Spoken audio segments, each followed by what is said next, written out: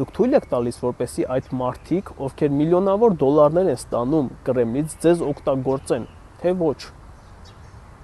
Շատ հստակ է, չէ՞, ապացույցներ կան այդ ամեն ինչի հետ կապված։ Իշխանական Civic կայքի նախկին լրագրող, այժմ վարչապետի աշխատակազմի հանրային կապերի եւ տեղեկատվության կենտրոնի փոխտնօրեն Դավիթ Լևոնյանը դատարանում այդպես էլ չապացուցեց իր պնդումը, թե Բագրատ arczepiskopos Գալստանյանն իսկապես KGB գործակալ է ու իրոք Կրեմլից է ֆինանսավորվել։ Սրբազանի փաստաբանի խոսքով չապացուցեց, փոխարենը հայտարարեց, թե դրանք իր դատողություններն էին։ Որոշակի փաստաթղթեր ապացույց վերնագրով ներկայացվել են, այո, որոնք մեր պատկերացմամբ այդ փաստերը հաստատող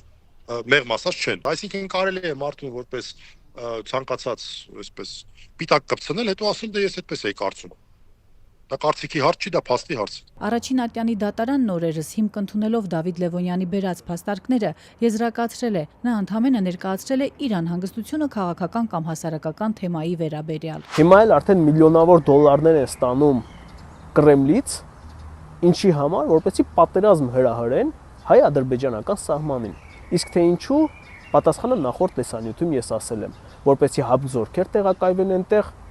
ու եթե պետք լինի Տավուշը արժանացնեն Արցախի ճակատագրին, հանձնեն։ Բագրատ Սրբազանի ու KGB-ի կապը ով է նա ու ինչի է ցանկանում հասնել։ 1.5 տարի առաջ քաղաքացիական պայմանագրի կայքի լրագրող Դավիթ Լևոնյանն ավելի քան 8 րոպեանոց տեսանյութով փորձել էր այս հարցի պատասխանը տալ։ Ասում է ոչինչ, որ այդ գյուղերը ադրբեջանական են ու այնտեղ հայ չի ապրում։ Մենք պետք է կռվենք, պետք լինի կզոհվենք, կնահատակվենք, բայց չպետք է այդտեղ սահմանազատում, սահմանագծում իրականացվի, չպետք է անվտանգ գոտի լինի դա։ Հիմա հարց, արդյոք սա ռուսական KGB-ի գործակալ չէ Հայաստանում, որովհետև Ռուսաստանին չի ձեռնտու, որպեսզի սահմանազատում, սահմանագծում իրականացվի։ Լևոնյանը հայտարարել էր, թե Բագրատ Սրբազանը, որ անցած տարի փողոցային ակցիաներով պահանջում էր վարչապետի հրաժարականը, զբաղվում է հայրենավաճառությամբ, փորձում է Հայաստանը ներքաշել պատերազմի մեջ, դրա փոխարեն Կրեմլից ստանում է միլիոնավոր դոլարներ, հարց բարձրացրել, արդյոք KGB-ի գործակալ չէ։ Հիմա Ռուսաստանից միլիոնավոր դոլարներ փոխանցվում են Հայաստան այդ գործակալական ցանցերի համար։ Ու իզուր չէ, որ Տավուշում փոխանակման կետերում գումարի մոտավորապես 72% գործարքների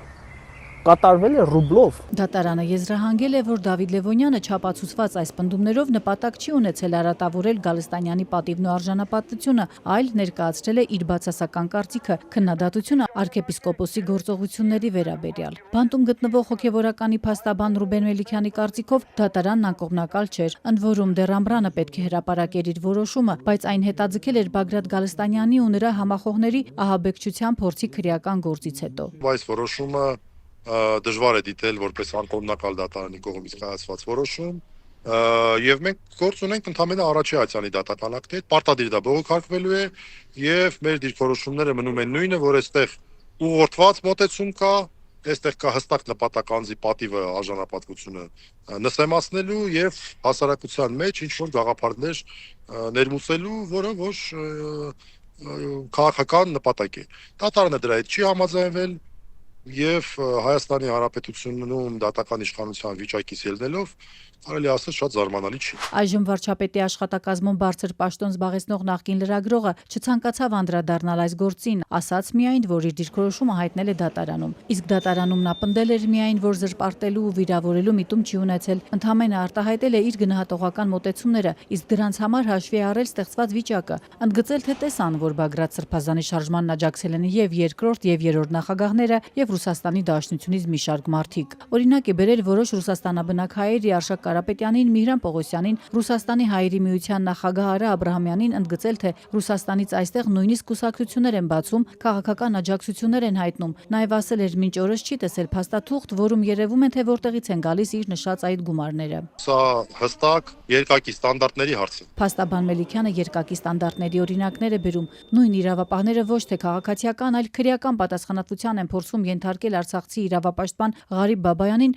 որը քննադատել էր ոստիկանությանը, երբ մի խումբ տղամարդիկ հանրապետության հրապարակում ադրբեջաներեն Ջան Ղարաբաղ են երգում ու զվարճանում, իսկ ոստիկանությունն էլ ոչինչ չէր ձեռնարկել։ Մեկ այլ օրինակ էլ իրավապահների հասցեին հնչեցրած վիրավորական արտահայտությունների համար մեղադրյալի աթոռին է փաստաբան Ալեքսանդր Կոչուբաևը։ Երրորդ օրինակը ընդդիմադիր գործիչ Էդգար Ղազարյանը, որ դատվում է դատավորների հասցեին արատավոր տեղեկություններ տարածելու մեղադրանքով։